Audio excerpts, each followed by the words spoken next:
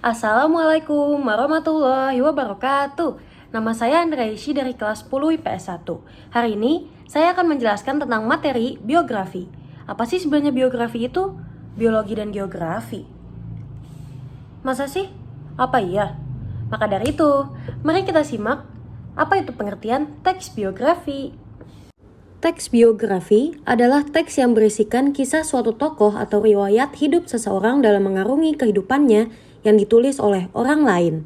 Adapun autobiografi yaitu teks yang berisikan kisah suatu tokoh dalam mengarungi kehidupannya. Namun perbedaan dari teks biografi adalah autobiografi ditulis oleh tokohnya sendiri.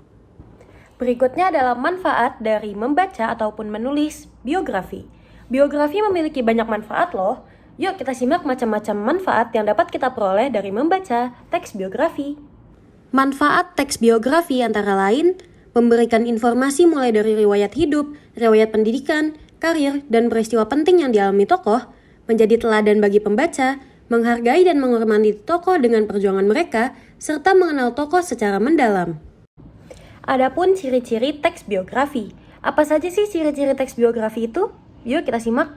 Ciri-ciri teks biografi adalah 1. Berdasarkan fakta. 2. Struktur yang jelas, disajikan dalam bentuk narasi dan memiliki bahasa yang lugas. 3. Menceritakan peristiwa penting yang dialami tokoh dalam kehidupannya, sehingga bisa dijadikan motivasi bagi pembaca. Struktur teks biografi terbagi menjadi 3, yaitu orientasi, peristiwa dan masalah, serta reorientasi. Apa saja isinya? Pertama, orientasi. Memuat awalan atau pengenalan tentang tokoh yang diangkat dan latar belakang peristiwa secara umum.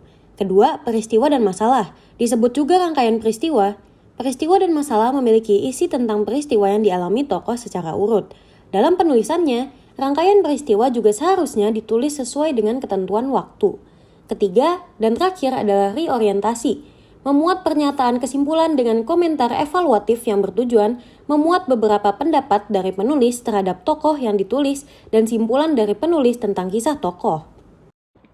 Adapun kaidah kebahasaan dalam teks biografi yang akan selalu kita temukan saat membaca biografi.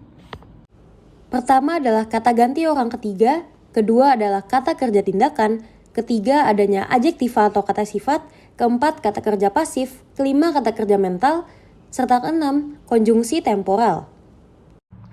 Adapun contoh teks biografi yang saya tunjukkan adalah biografi dari tokoh terkenal Indonesia yang fenomenal, yaitu pahlawan emansipasi wanita Raden Ajeng Kartini.